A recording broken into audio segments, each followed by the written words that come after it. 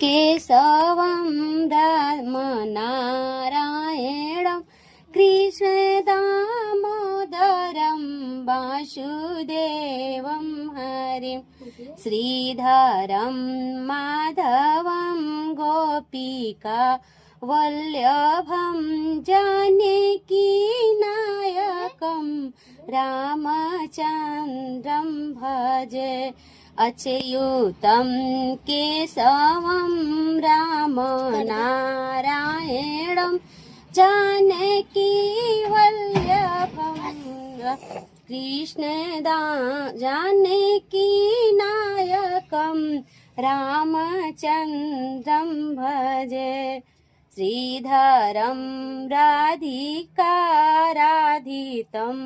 इन्दिरामन्दिरं चेतेसा सुन्दरं देवकी नन्दनं नन्दजं सन्दधे जिष्णवे सडिने चक्रीडे रुक्मिणे रागिणे जानकी